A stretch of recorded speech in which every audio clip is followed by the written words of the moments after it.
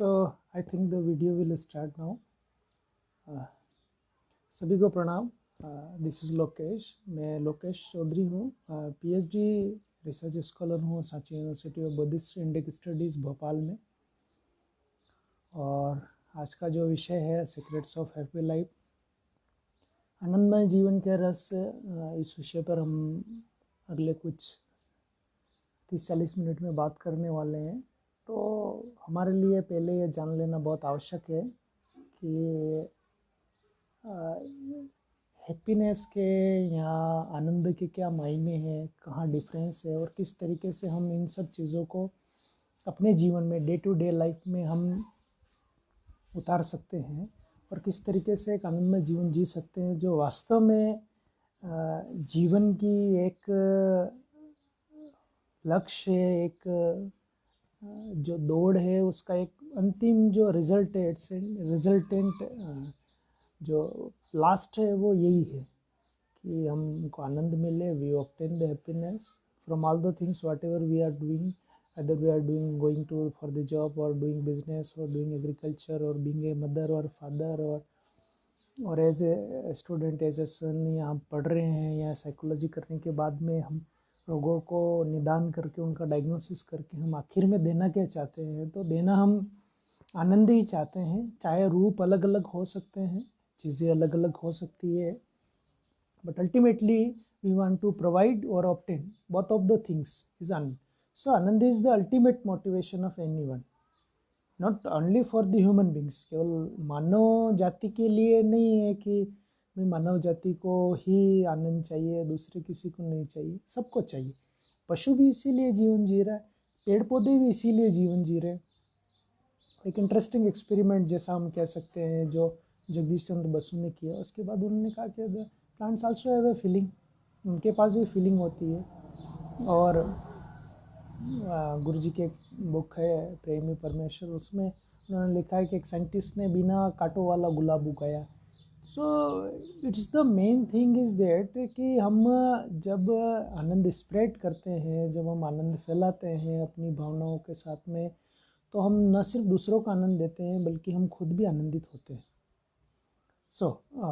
हम अपने विषय को शुरू करते हैं। इससे पहले मैं थोड़ी सी भूमिका और बांध देता हूँ कि जिस आनंद के बारे में, जिस हैप्पीनेस के बारे में हम बात करने वाले हैं, ये एक ऑर्डिनरी हैप्पीनेस से एक अलग चीज़ है। ऑर्डिनरी हैप्पीनेस का मतलब ये है कि जितना ज़्यादा आपका अचीवमेंट्स होंगे, जितना ज़्यादा आपका मटेरियलिस्टिक डेवलपमेंट होगा, उतने ही आप आनंदित रहेंगे।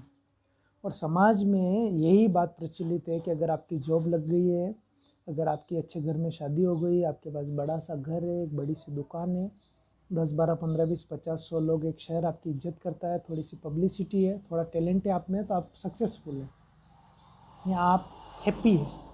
पर वास्तव में ये कोई नहीं जानता अंदर से कि कौन कितना हैप्पी है।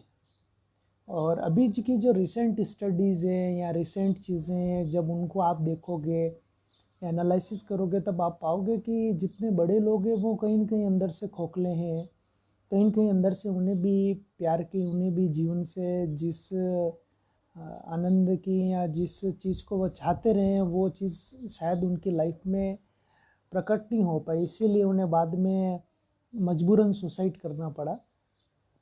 चाहे हम एक शंकर आईएएस है जैसा आदमी जो भारत देश की सबसे प्रतिष्ठित सेवा, the most respectable adorable job is IAS, Indian administrative service, और सब लोग चाहते हैं कि वो अचीव करे। और उसको ट्रेनिंग देने वाला व्यक्ति शंकर आईएएस, उसने सुसाइड कर लिया। तो he is the masterpiece of environmental science कि वो आईएएस के लिए मास्टर पीस आदमी था, उसकी नोट्स वगैरह माने जाते। वो हुआ कानपुर में एक रिसेंटली एसपी ऑफ कानपुर, उसने भी सुसाइड कर लिया। रीजंस कुछ भी रहे हो, पर एक बात तय है कि जो रिज़ल्ट आ रहा है वो है सुसाइड। ऐसे कई लोग हैं, ऐसे एग्जांपल्स आप अपने आसपास भी देख सकते हैं जिनको हम बहुत अच्छा मानते हैं, जिनके जीवन में सब कुछ था, उन्होंने भी ultimately they commit suicide.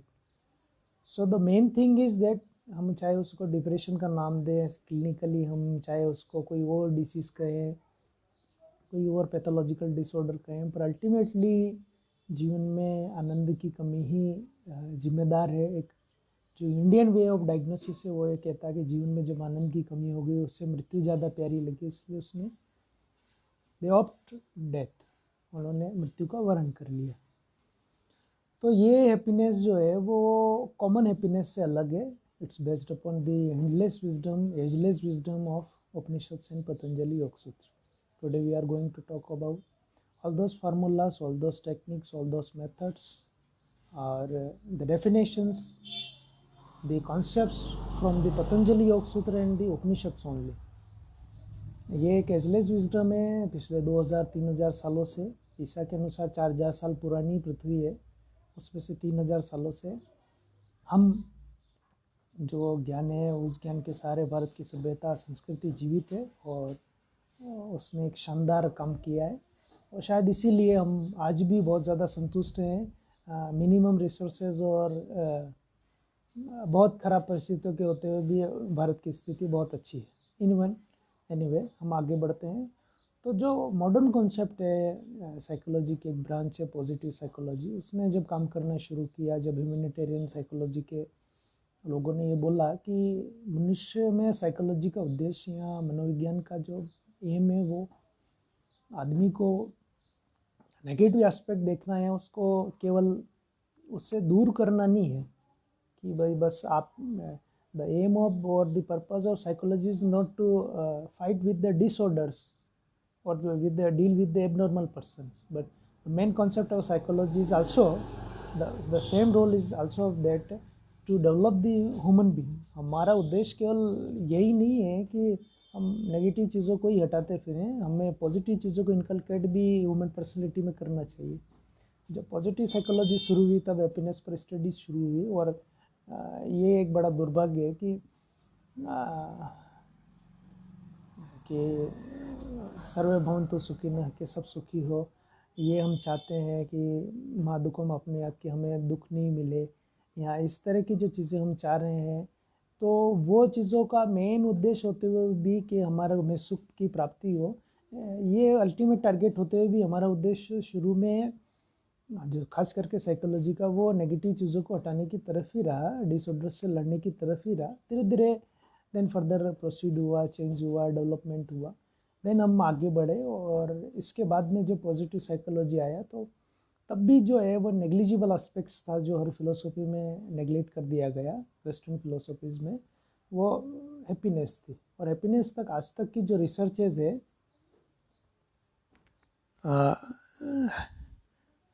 Can you hear me clearly? क्या मेरी आवाज़ आप लोगों तक स्पष्ट रूप से आ रही है?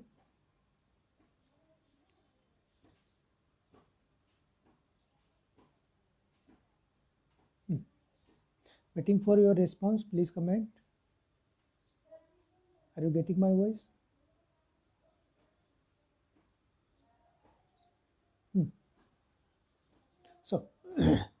So ये हैप्पीनेस जो मटेरियलिस्टिक डेवलपमेंट की हैप्पीनेस है, ये हैप्पीनेस हमारा टारगेट नहीं है। हमारा टारगेट इस तरह की हैप्पीनेस है जो एवर लॉन्ग है, एवर लास्ट है।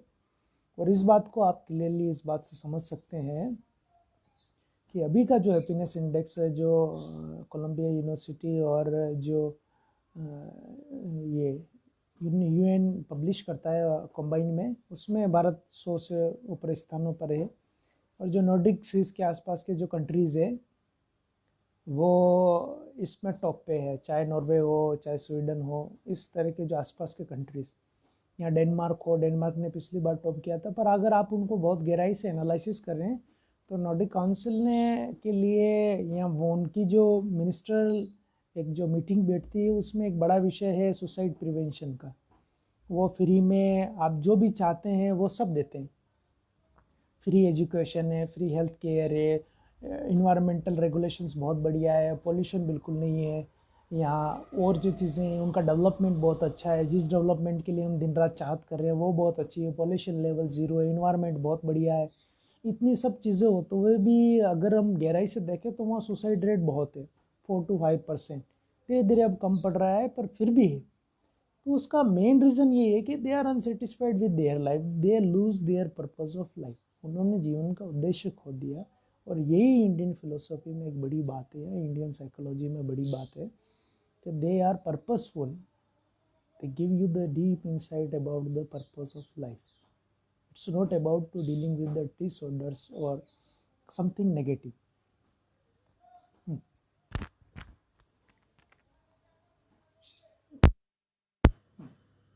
Now it will be, I think, very clear. So the first thing, so now it's a voice is clear or I have to be loud? मुझे थोड़ी और आवाज़ बढ़ाने की ज़रूरत है क्या?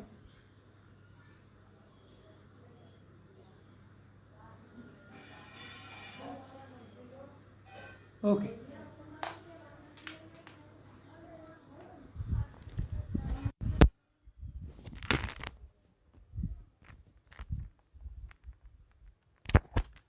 I think now it will be okay. So जो पर्सपेक्टिव अगर हम देखते हैं कि जो नॉर्डिक कंट्रीज़ हैं जो हैप्पीनेस में एक अच्छी प्लेस पर रहे और जिनको हम आइडियल मानते हैं कि इस तरीके से वर्ल्ड्स का डेवलपमेंट होना चाहिए या वर्ल्ड के और कंट्री का डेवलपमेंट होना चाहिए, तो अगर हम उन्हें देखें तो हमें ये if you analyse the countries who are securing the top 5 positions in the happiness index, then we find that all these countries are suffering from high rate of suicide. So it shows, if you analyze, it shows that all these countries lose their purpose of life. Everything is there which is an ideal for all other countries of the world.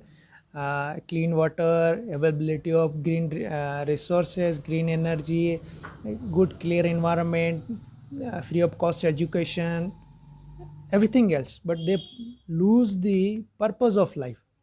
That's more important कि वो अपने जीवन का उद्देश्य खो चुके हैं. इससे आपको एक अंदाज़ा लगता है कि जो हैप्पीनेस की बात हम कर रहे हैं, जिस मटेरियलिस्टिक डेवलपमेंट की बात कर रहे हैं, वो इम्पोर्टेंट तो है.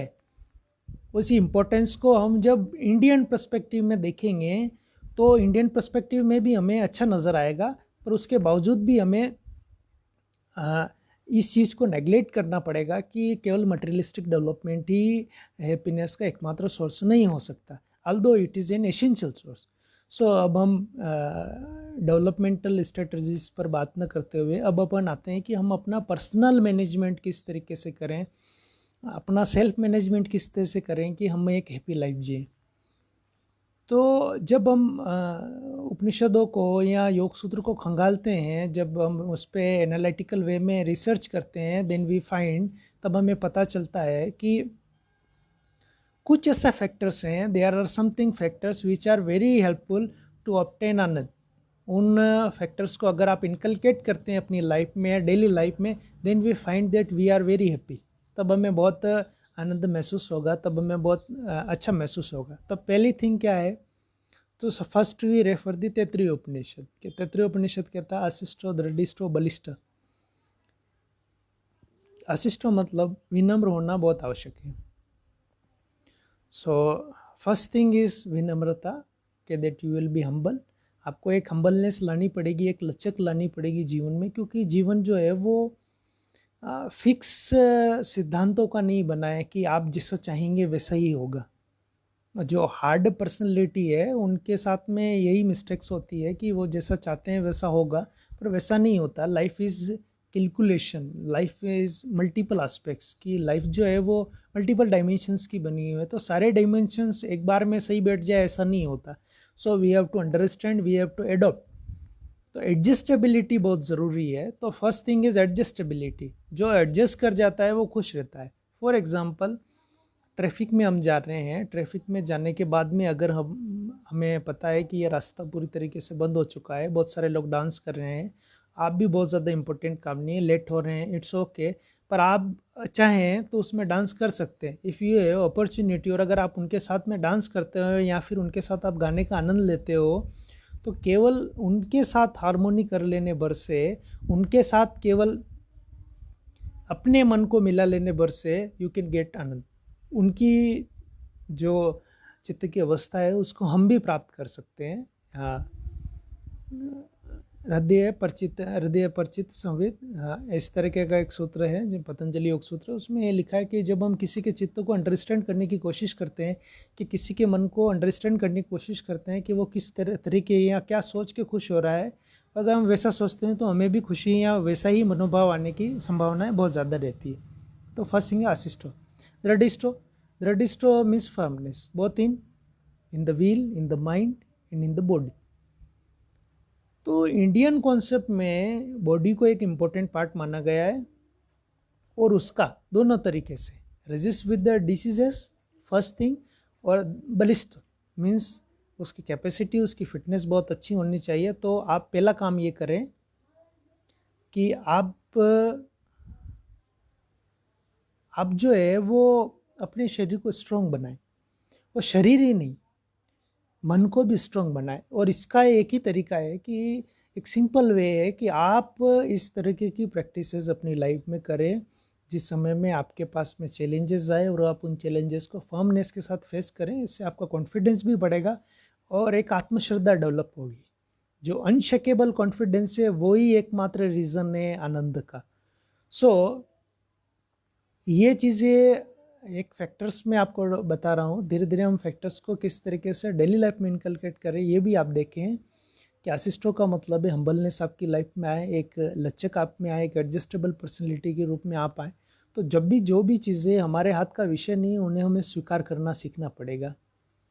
We have to adopt, we have to accept all those things which are not favourable for us, जो हमारे लिए फेवरेबल नहीं है, पर जिस पर हमारा नियंत्रण नहीं है। जैसे बारिश, अब हम बारिश हो रही है इससे हम दुखी हो रहे हैं, बट आल्दो हमें ये पता होना चाहिए कि ये बारिश हमारे नियंत्रण की चीज़ नहीं है। सो एंजॉय विद द बारिश, लेट विद द रेन, कि आप बहें बारिश के साथ। इट्स असिस्टो। दृढ़िष्टो मीन्स जब आप इस तरह का काम करें, दृढ़िष्टो मीन्स फर्मनेस, दृढ़पन, ये शरीर में आपके संकल्प शक्ति में आना चाहिए। You accept the challenges, you face the challenges and you win the challenges. अगर आप ऐसा करते हैं तब आप दृढ़िष्ट हो। बलिष्ठ हो, शरीर का ध्यान रखिए। जिसका शरीर अच्छा नहीं है उसके लिए ये समस्याएं लगातार चलेगी कि उसके जीवन का आनंद छीनेगा। और ये आज की रिसर्चेस, या आप कोई भी, आप जब बायोलॉजिकल पर्सपेक्टिव देखेंगे किसी भी साइकोलॉजिकल डिसऑर्डर्स का, तब आपको ये पता चलेगा कि कहीं न कहीं शरीर की जो मिस्टेक्स हैं वो मेंटल कामनेस, मेंटल कूलनेस के लिए जिम्मेदार है। और अगर शरीर की प्रॉब्लम्स है तो वो ऐसे ही किसी आदमी को दिन रात बुखार आएगा, पेन रहेगा, तो वो वैसे ही चिड़चिड़ापन आ जाएगा। सो हैप्पी लाइफ के लिए ये बहुत ज़रूरी है कि आप हेल्दी रहे बॉडी से। कैसे रहना है ये हर कोई जानता है कि अगर आप केवल अपनी लाइफ स्टाइल को बहुत अच्छा रखते हैं, आपकी डाइट बहुत अच्छी है, थोड़ा सा अगर आप योग का अभ्यास अपने जीवन में करते हैं, तो आपको इससे अधिक और कुछ करने की आवश्यकता नहीं है। फिर इसके बाद वो उन्होंने गिनाया है कि असिस्टो, दृढ़िष्टो, बलिष्ठो। इसके बाद वो कहते हैं कि इसके साथ में जो है वो थोड़ा सोशल होना पड़ेगा। बोले कि जो समाज के नियमों को थोड़ा मानते हैं उनके लिए इजी हो जाता है अपनी लाइफ में इंजॉयफुल लाइफ जीना, क्योंकि उन्हें रेजिस्टेंस कम फील करना पड़ता है। तो जो रेजिस्टेंस या जो संघर्ष में अनावश्यक ऊर्जा बर्बाद हो रही है व्यक्ति की, वो ऊर्जा बचती है। इसके साथ में उन्होंने एक बात और कही, वो बहुत इम्पोर्टेंट, साधु युवा अध्याय का, कि साधु मीन्स यही है कि व्यक्ति का जो स्वभाव है वो बहुत सरल होना चाहिए। आपके फंडामेंटल्स लाइफ के बहुत क्रिस्टल क्लियर और बहुत चैलेंजिंग या बहुत कॉन्सेप्चुअली क्लियर होने चाहिए। अगर आपके फंडामेंटल्स लाइफ के क्लियर नहीं है, आप कंफ्यूजिंग है, तब आपके लिए प्रॉब्लम्स है। अगर आपके फंडामेंटल्स बिल्कुल क्लियर है तो आपको बहुत परेशान नहीं होना पड़ेगा। तो ये साधु है। साधुपन में एक बात और भी है कि साधुपन में धोखेबाजी नहीं है, जो कनिंग माइंडनेस है वो नहीं है। आपका अपना हक है, आप लीजिए, इट्स ओके। पर अगर ये होगा तो समस्या होगी। इसके बाद में हम आगे बढ़ते हैं कि साधु के बाद युवा मीन्स यहाँ पे युवा जो शब्द है वो एज से रिलेटेड नहीं है। Age is just a number. आप 5 साल के हैं या हम 95 साल के हैं, दैट डजेंट मैटर। आप में मैटर ये करता है कि आप में जिजीविषा बची क्या, आप में जीने की इच्छा बची क्या। अगर आप में जीने की इच्छा है, अभी कुछ करने की तमन्ना है, आप कुछ करना चाहते हैं, it shows that you are you. आप में कोई स्ट्रॉन्ग विलनेस है क्या, आप किसी बड़े पर्पस के लिए अपने आप को लगाने की कोशिश कर रहे हैं क्या, ये युवा है। फिर अध्याय का रेगुलर रीडिंग इज एसेंशियल। जो भी हैप्पी लोग हैं उनके साथ एक कॉमन क्वालिटी है कि इसके बिना हैप्पीनेस नहीं आ सकती, क्योंकि एक तरह का आनंद होता है जिसे विद्यानंद कहते हैं या मेंटल प्लेजर कहते हैं। जैसे आपने कोई पहेली है उसको सॉल्व कर दिया, you win in the chess, और you play a game and then you win, it gives you Vidyanand. जब आप अपने माइंड को प्लान करते हैं और वैसा ही हो जाता है, then you get the vidyanand. इससे पहले विषयानंद आता है, हम फिर उस पर भी चर्चा करेंगे। तो जो इंडियन कॉन्सेप्ट है उसमें ये जो है, ये डेवलपमेंट केवल मटेरियलिस्टिक डेवलपमेंट या मेंटल डेवलपमेंट या फिजिकल डेवलपमेंट ना होकर के ये होलिस्टिक डेवलपमेंट है, जिसमें फिजिकल, मेंटल और पर्सनल एस्पेक्ट्स को कवर किया है उन्होंने, इमोशनल एस्पेक्ट्स को भी कवर किया है। इसके बाद आखिरी में उन्होंने कहा कि सर्व वित्त से पुण्य, कि पूरी पृथ्वी का धन होना चाहिए। तो एट लास्ट में वो भी इस बात को जो सेजेस हैं या जो सन्यास की एक ट्रेडिशन हमारे यहाँ है, एक मिसकॉन्सेप्शन है कि भारत में लोग पैसे को महत्व नहीं देते हैं, दे रेस्पेक्ट मनी, और कितना ज़रूरी है उतना ही। तो उन्होंने एट लास्ट में ही रखा, पर उन्होंने ये बोला कि हमें रिसोर्सेस के लिए पूरी पृथ्वी से भरा हुआ धन चाहिए। इट शोज़ कि फिज़िकल रिसोर्सेस की ज़रूरत होती है लाइफ चलाने के लिए, तो लाइफ फिज़िकल है तो फिज़िकल रिसोर्सेज भी चाहिए, इसलिए रिसोर्सेज की एबंडेंस भी होनी चाहिए।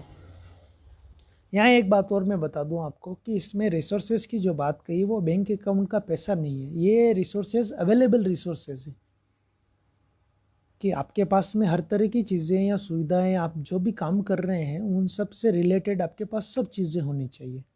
अगर आपके पास ये सारी चीज़ें हैं तो आपकी लाइफ बहुत इजी चलेगी, वरना लाइफ का पूरा स्ट्रगल फेज जो है वो सारी चीज़ें आपका जो है वो केवल इकोनॉमिकली आप स्टेबल होने की कोशिश में ही आप अपना पूरा जीवन न गुजारे, ये भी करें पर इसके साथ और दूसरी चीज़ें इन पे भी हम ध्यान दें।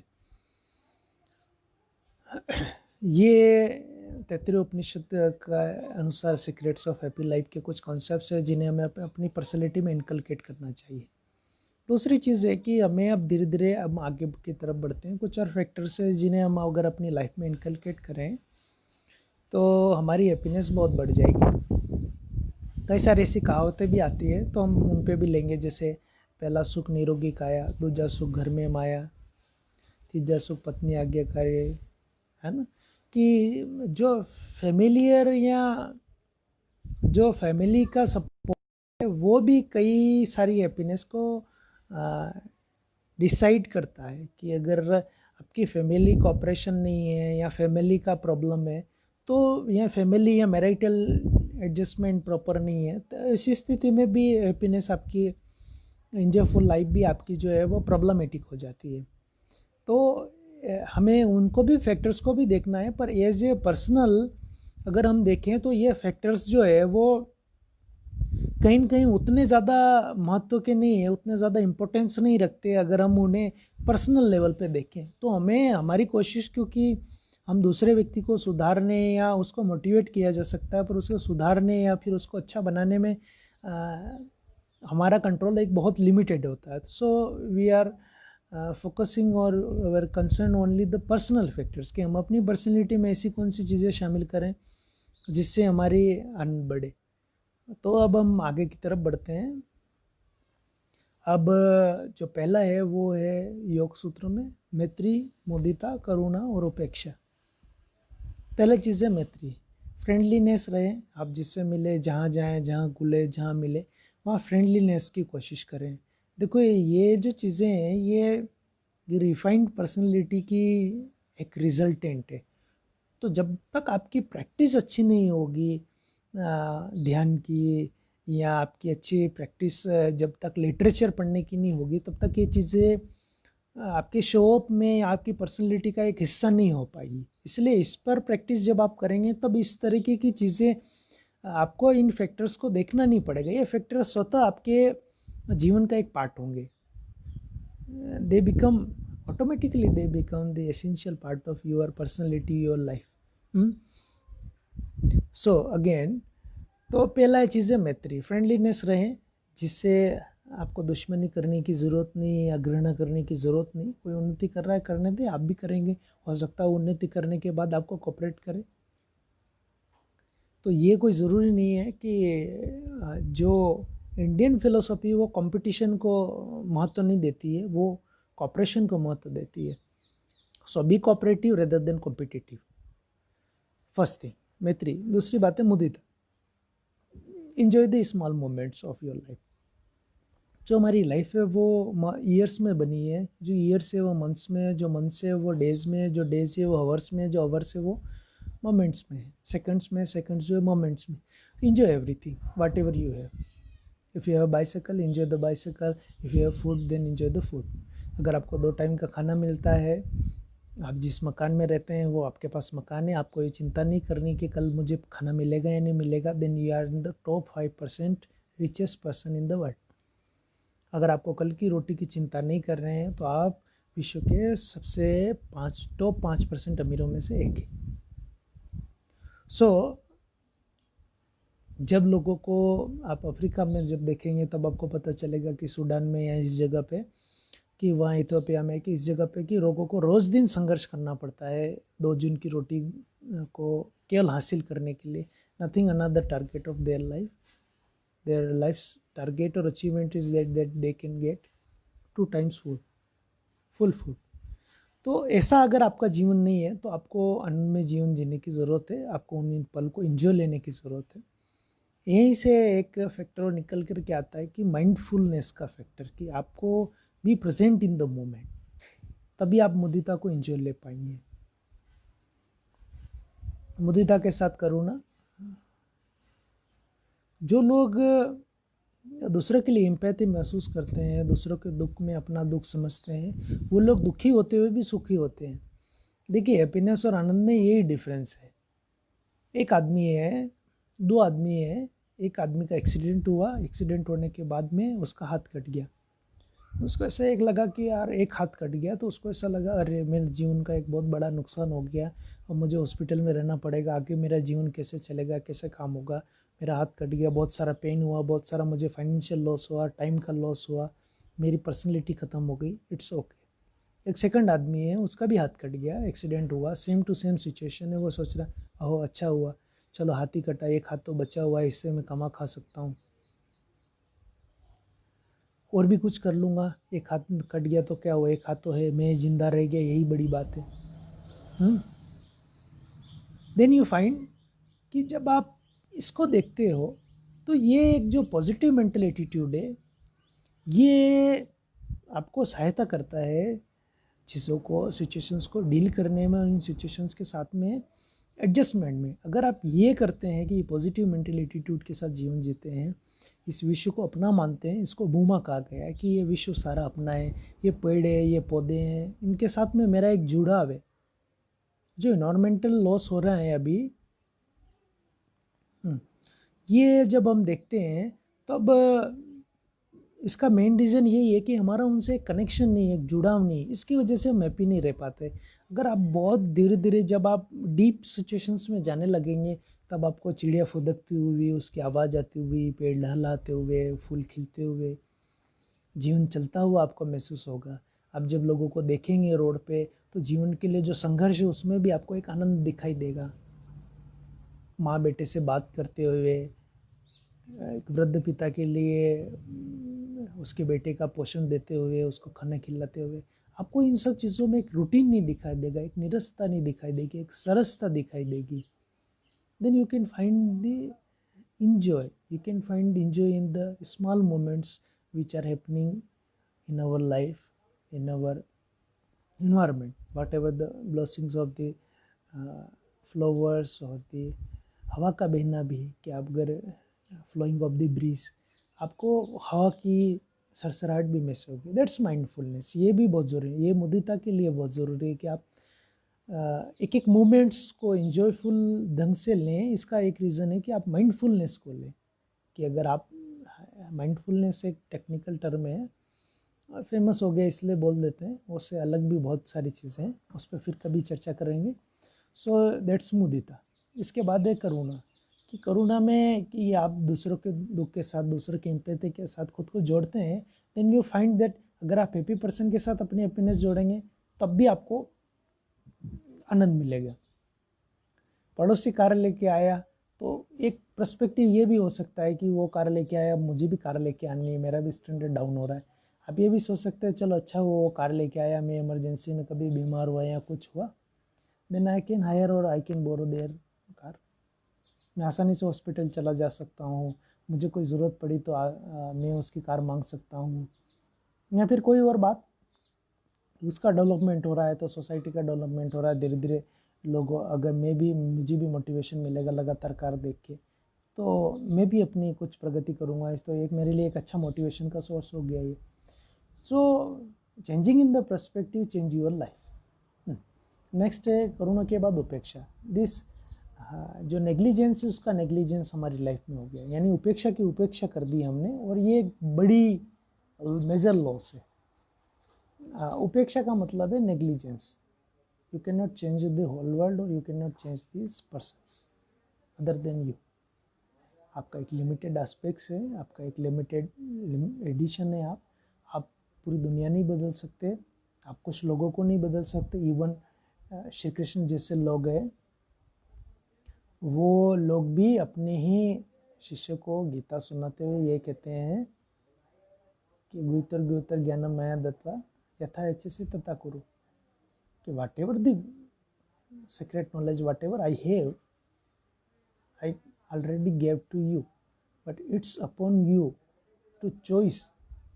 You have options and you have choice. Choice wisely, but you have choices. कि आपके पास चयन का अधिकार है। मैं ये नहीं कह रहा हूँ, मैंने समझा दिया, बता दिया, ठीक है, पर फिर भी आपके पास अधिकार है कि जो आपको अच्छा लगे, जो आपको सही लगे वही करो। सो कृष्ण जैसा व्यक्ति भी अर्जुन को इन्फ्लुएंस नहीं कर पा रहा है, ये कह जरूर पा रहा है कि यू हैव दिस ऑप्शंस, पर सिलेक्शन करने की जिम्मेदारी अभी भी अर्जुन के पास है। आल्दो अर्जुन ने राइट पाथ चुना, but he can also select the wrong path. तो बोलता आपकी बात में मुझे ठीक नहीं लगता है, मैं इसको छोड़ना चाहता हूँ, छोड़ दो। तो हमारी एक लिमिटेशन है और हमें इस लिमिटेशन को पहचानना चाहिए। इसलिए हमारी चीज़ों में जो चीज़ें हमारे कंट्रोल की नहीं है, हमारे कंट्रोल से बाहर है, उन चीज़ों की हमें उपेक्षा करनी चाहिए। और ये उपेक्षा का भाव, you have to take the things lightly, don't take them seriously. किसी व्यक्ति ने आपको बोला आप बेवकूफ़ है, आप क्यों मान लिया कि आप बेवकूफ़ है? Don't take them seriously. कोई सार की बात होगी तो ले लेना। आपको लग गया है कि समीक्षा के बाद ये सार की बात नहीं है, तो आप उसको इंपॉर्टेंस मत दो। जहाँ इंपॉर्टेंस दोगे वो चीज़ आप पे हावी हो जाएगी। तो ये जो सीक्रेटिव नॉलेज है, इसको हमें अपनी लाइफ में इनकलकेट करने की ज़रूरत है। जो चीज़ें हमें परेशान करती है, जो चीज़ों पे हमारा नियंत्रण नहीं है, उन चीज़ों पे हम उपेक्षा करें, उनको नेग्लेक्ट करें, उनको इग्नोर करें। वो चीज़ें अगर हम उसका कोई सोल्यूशन निकाल सकते हैं, then it's okay. If you can find the solution, then do the solution, do solve the things. But if you can't, you are unable, it's beyond your control, then don't chase the solution. Just enjoy your life and ignore all those things which impact your happiness, negatively impact your happiness. यहीं पर हम अपनी चर्चा को विराम देते हैं। योग की बहुत सारी चीज़ें हैं जो इस हैप्पीनेस को बढ़ाने में मदद करती है, बहुत सारी प्रैक्टिसेस है, पर ये मैत्री, मुदिता, करुणा और उपेक्षा की प्रैक्टिस जो है वो आपको लाइफ में एक एवरलास्ट हैप्पीनेस देगी। केवल ये इस टाइम के लिए ही नहीं है, ये परमानेंट है। आप जो भी इसको प्रैक्टिस करेगा या जो भी जिसको भी आनंद मिला है, ही आल्सो गेट द हैप्पीनेस। अब हम कुछ क्वेश्चंस ले लेते हैं। How योगासना influence happiness in mind? Very helpful. First thing is body relaxation. कि हमारी बॉडी का जो रिलैक्सेशन है वो एक बहुत ज़रूरी चीज़ है, और जब बॉडी आपकी रिलैक्स हो जाती है तो माइंड की रिलैक्सेशन का एक बहुत बड़ा जुड़ाव है। और जो लोग बहुत ज़्यादा कॉन्स्टेंटली तनाव में या स्ट्रेस में रहते हैं, यू कैन फाइंड, जब आप उनका EMG करेंगे या हाँ, जब आप उनका मसल्स का वो लेंगे तब आपको साफ नज़र आएगा कि they can not properly relax. और जैसे जैसे वो रिलैक्स करने जाएंगे वैसे वैसे जो है वो उनकी शरीर की जो तनाव है या शरीर की जो जटिलता है, उसको हम जटिलता या कॉम्प्लेक्स कहते हैं, वो धीरे धीरे रिमूव होते जाएंगे, वैसे ही वैसे उसका आनंद बढ़ता जाएगा। ये एक साइंटिफिक एस्पेक्ट है। दूसरा ये है कि आसन जो है वो हैप्पी केमिकल्स को या बॉडी में बढ़ाने के लिए जिम्मेदार है।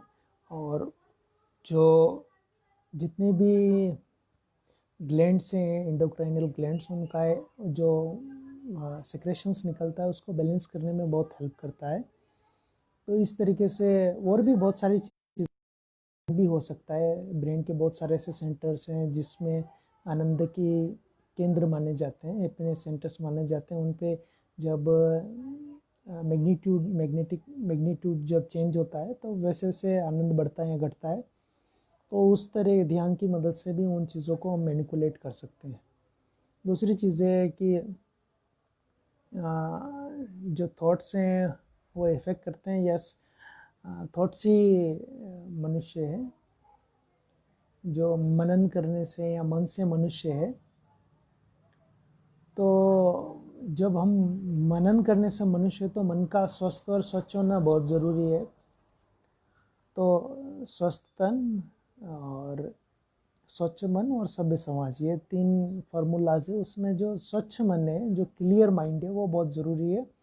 और थॉट्स में 2 ही चीज़ें बहुत ज़रूरी है। एक तो रैशनल थॉट्स बहुत ज़रूरी है कि हम चीज़ों को समीक्षक दृष्टि से देखना सीखें। अब जैसे एक एग्जांपल है क्रिटिकल थिंकिंग का, मैं भी इसको एक मॉडर्न टर्म के थ्रू ही समझा रहा हूँ कि जिसे हम क्रिटिकल थिंकिंग कहते हैं, वो नहीं होने की वजह से भी हमारे जीवन में बहुत सारी प्रॉब्लम, या एनालिटिकल एबिलिटी कहते हैं, कॉग्निटिव साइकोलॉजी के विषय हैं ये। तो अब हम उन्हें देखते हैं कि उन चीज़ों का भी हमारी लाइफ में बहुत बड़ा रोल है, और वो हम उनको बार बार नेगलेक्ट कर देते हैं। कि जैसे क्रिटिकल थिंकिंग में ये है कि किसी ने कुछ कहा तो हमें ये उसके बाद ये सोचना है कि क्या यह बात सच है या झूठ है, क्या ये उसने इस बात के लिए कही है कि इससे हमारा भला हो या नहीं। तो हम इन चीज़ों को पर्सनली न लेकर के उस पर एक एनालिटिकल एबिलिटी प्रोड्यूस करेंगे, तो अब हम थॉट्स को रैशनल बना पाएंगे। दूसरा है कि थॉट्स जितने कम होंगे, जितने गहरे होंगे, जितने शांतचित्त होने के बाद निकलेंगे, उन थॉट्स में उतना ही पावर होगा। तो जिनके थॉट्स रैंडम होते हैं, संशय आत्मा विनश्यति, गीता में श्री कृष्ण ने कहा है कि जो कन्फ्यूजन लीड्स टू डेथ, कि आपने कन्फ्यूज हुए, आपकी निर्णय करने की, आपकी डिसीजन पावर गई, अब गए। एक और उन्होंने कहा कि नानाविध शाखाओं वाली बुद्धि हो जाती है। व्हेन द माइंड बिकम नानाविध मीन्स हंड्रेड्स ऑफ ब्रांचेस, हमारा माइंड जो है वो बहुत सारी चीज़ों में फंस जाता है, तब हमारी हैप्पीनेस छीन जाती है। So be rational, be crystal clear about your life concepts, fundamentals, and do meditation to control your thoughts, to direct your thoughts, to slow your thoughts.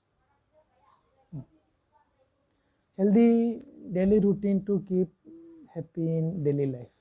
Daily routine में आप कुछ सेंस ऑफ अचीवमेंट ज़रूर रखिए, क्योंकि बिना sense of achievement के आपको ऐसा लगेगा जैसे लाइफ नहीं चल रही है। तो कुछ हॉबी की चीज़ें रखिए, जैसे आप डांस हो सकता है, आपका म्यूज़िक हो सकता है, या और भी कुछ हो सकता है जो आपकी हॉबी हो। कोशिश कीजिए आपकी हॉबी आपका प्रोफेशन हो, क्योंकि जो नया एजुकेशन सिस्टम है वो एक ही बात कहता है कि जो आपकी हॉबी है या जो आप वास्तव में करना चाहते हैं, एक डांसर के लिए डांस करना प्रोफेशन थोड़ी हो, तो उसकी हॉबी उसका काम है।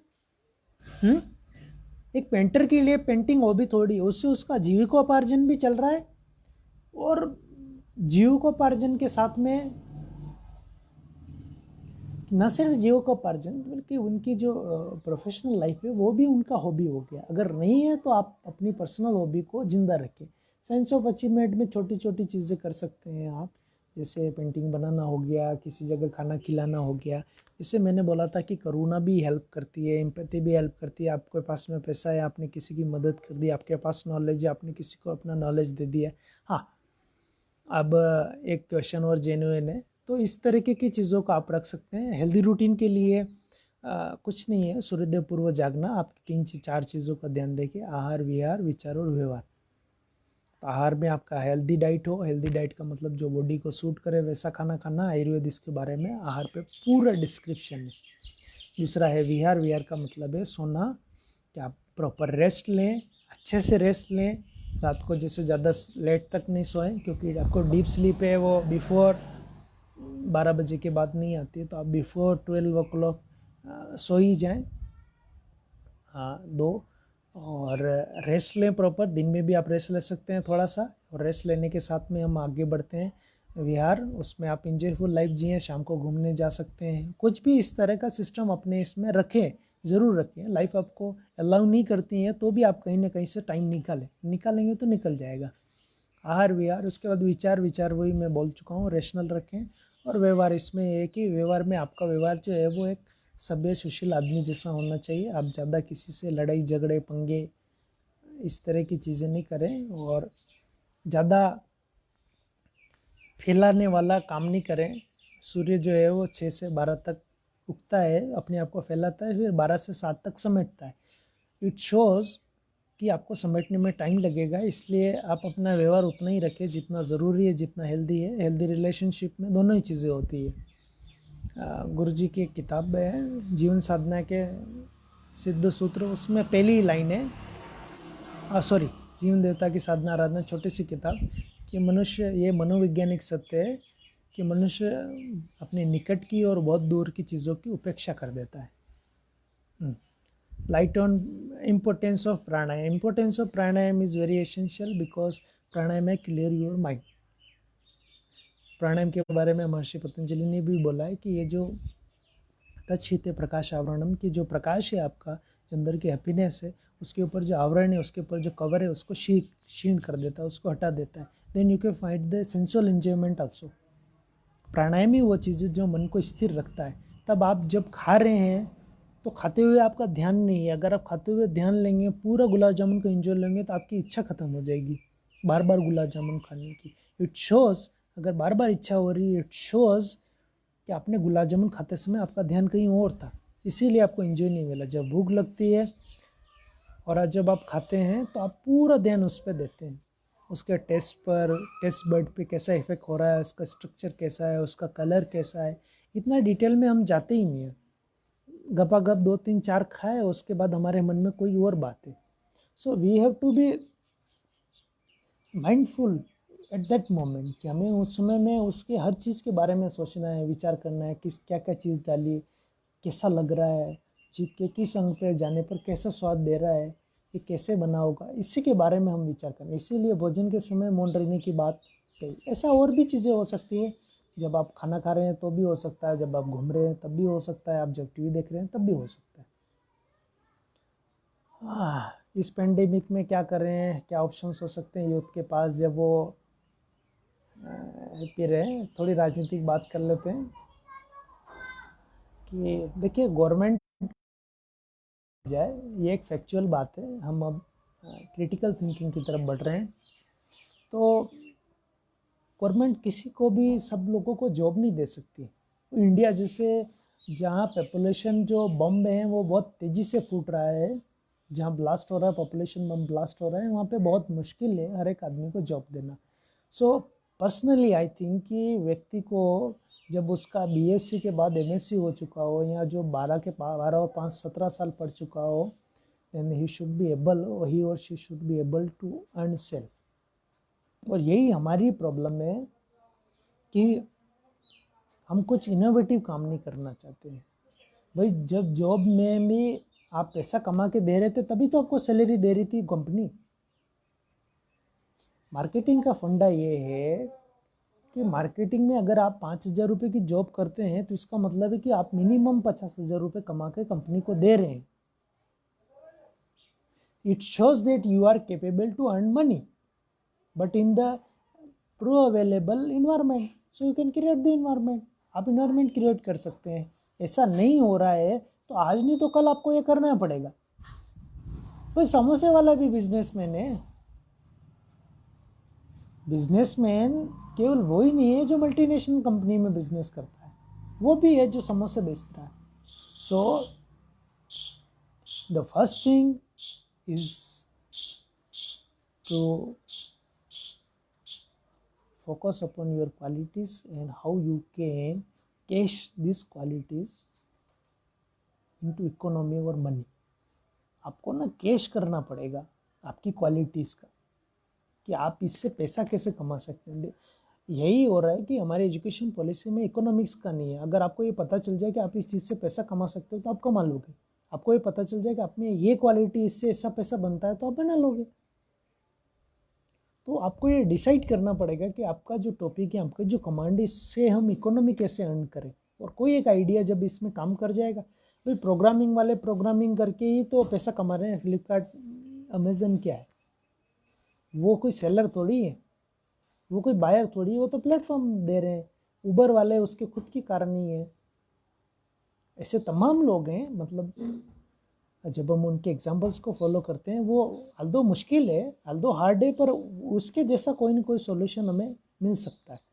ये भी है. दूसरी बात है कि जॉब लॉस करने से फाइनेंशियल क्राइसिस आता है, पर इसके बावजूद भी आपके जीवन में बहुत सारी ऐसी चीज़ें हैं कि आपके पास जॉब तो थी, कई लोगों को जॉब भी नहीं मिले, ऐसा सोच के भी खुश रहा जा सकता है. खुश रहने के लिए बहाना नहीं चाहिए.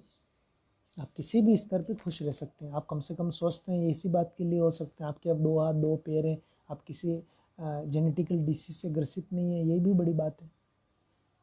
How to maintain healthy relationship between partners. Partners के साथ यही है कि उसकी अपनी लाइफ है, आपकी अपनी लाइफ है. फर्स्ट थिंग इज़ दैट कि आप अपने लाइफ पार्टनर के साथ में, वो भी एक इंडिविजुअल है, आप भी एक इंडिविजुअल है. थोड़े समय के लिए आप साथ में हैं, इस लाइफ में आप साथ में हैं, तो आप जितना प्यार दे सकते हैं दे. बदले में प्यार की उम्मीद करना बेकार है. आप इतना प्यार दें व्यक्ति को कि व्यक्ति स्वतः ही आपसे उपेक्षा करने की बजाय कि अब मैंने ऐसा किया तो वो ऐसा करेगा, मैंने गिफ्ट दिया तो उसको भी गिफ्ट देना चाहिए. ये जो है ना, ये बिजनेस है. और ये बिजनेस पार्टनरशिप नहीं है. पार्टनरशिप ये है कि मैं इतना काम करूँगा, बाकी आप कर लेना. ज़्यादा से ज़्यादा मैं काम करूँगा, बाकी आप कर लेना. बस दैट्स इट. आप अपना 100% दें, बदले में मिलता है तो ठीक है, नहीं मिलता है तो भी ठीक है. क्योंकि उपेक्षा ही दुख का कारण है, अपेक्षा ही दुख का कारण है. सो डोंट एक्सपेक्ट कि ऐसा होगा. मुश्किल है, पर फिलोसफी या जो फंडामेंटल्स हैं उनको धीरे धीरे प्रैक्टिस करने से आ जाता है. इतना भी हार्ड नहीं है. नहीं तो कई लोग हैं जिनकी लाइफ में ऐसा है, तो मुश्किल है. नहीं है, मुश्किल टास्क नहीं होता तो हर कोई हैप्पी होता. तो साधारण सी बात है कि मुश्किल है.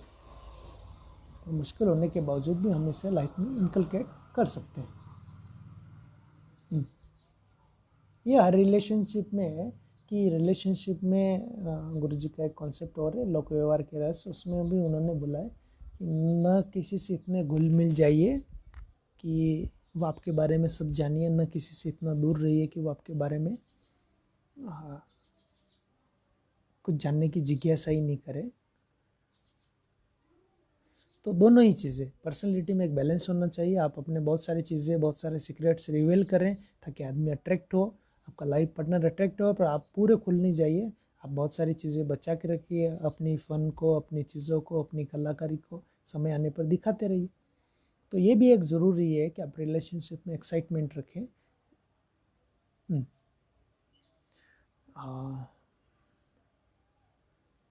मुझे लगता है अब एंड करने का वक्त आ गया. आपके कोई भी क्वेश्चन है तो आप उन्हें टाइप कर लें.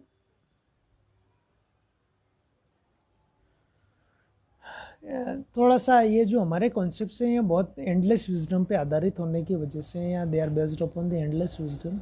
सो some time it may create problem to understand those things और दोज वर्ड्स और those definitions. But when we analyze our life, then we will find that it's the only path. Nanya Pantuto Vidite Anaya.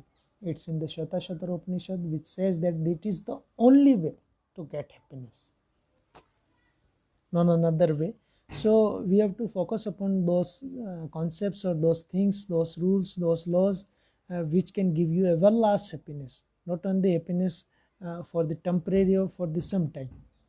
If you are going to for the dinner and you get the dinner, then you enjoy only just for the 4 hours, but you adjust your life and you feel that everyone has an amount of respect, and then you respect everything, even in not only the living things but only non-living things also, that your car is also a respectful person, respectful things. So you respect your car, properly maintained, properly cleaned, then the car service will be very high. You can, this car will serve you for long time. अगर आप pen भी ध्यान से रखेंगे, pen से प्यार करेंगे, pen को व्यवस्थित रखेंगे, पेन की साफ़ सफाई करेंगे, उसको जो चाहिए देंगे, तो पेन भी आपको आनंद देगा. जब आपका राइटिंग का टाइम आएगा तो ऐसा नहीं होगा कि धोखा दे जाए. ऐसा कार के साथ भी है. तो ये it's not easy to adjust yourself, but if you adjust yourself with the highly attempts, आप बहुत सारे प्रयास करके अगर आप खुद को एडजस्ट कर लेते हैं, तब you can Everlast wisdom, not in the single way कि आपने एक बार खाना खाया 3 घंटे हो गए फिर आपको भूख लगने लगी. ऐसा नहीं है. एक बार आपने लाइफ एडजस्ट कर ली और अगर आप उसके साथ में लगातार एडजस्टेबिलिटी के साथ चल रहे हैं तो आपको हर समय आनंद होगा. और action and activities with the thoughts, यही बहुत ज़रूरी है. इसको स्वाध्याय, इसको ज्ञान योग का है, स्वाध्याय सत्संग चिंतन मनन. So after the concept we have to decide which things should be inculcated in your mind, which should things can be a part of your life, in which are the important things. कि आपके लिए important क्या है. सच बोलने वाले के लिए सच नहीं बोला जा रहा है, पर आपको लग गया कि सच बोलना बहुत ज़रूरी है, तो आपके लिए सच बोलना इम्पोर्टेंट हो गया. हाँ, सच बोलना important. And then you find that being truthful is now my life priority. फिर आप इसको धीरे धीरे इनकलकेट करने के लिए तरीके के मेथड्स अपनाते हैं कि कम से कम मैं इससे सच बोलूँगा. फिर धीरे धीरे आप अपनी प्रैक्टिस बढ़ाते हैं, धीरे धीरे आप हारते हैं, एनालाइज करते हैं, देखते हैं कहाँ चुक गए. ये साइकोलॉजिकली ये एक इमोशन है हैप्पीनेस पर. जिस आनंद की बात हम कर रहे हैं, जो एवरी टाइम रहता है, वो एक इमोशन नहीं है. ये एक इमोशनलेस स्टेट है, ये अबव इमोशंस स्टेट है. Because emotions are something which is variable. Emotions mood swing के साथ बदलते हैं. ये इमोशंस जो होते हैं वो पर्सनालिटी का एक डायमेंशन है बस. तो वो डायमेंशन कम भी होता है, ज़्यादा भी होता है. You can be emotional, very emotional, ultra emotional, but anand is same for every person. Either you are extrovert, introvert, कैसी भी पर्सनैलिटी में आप कैटेगराइजेशन कर लें, पर आप आनंदित समान होते हैं. So happiness is subjective but anand is objective. Same for everyone. नृत्य करके, डांस करके भी व्यक्ति को जो हासिल होता है वो सेम होता है जो पेंटर को पेंटिंग करके हासिल होता है. Actions are different but the ultimate result is same.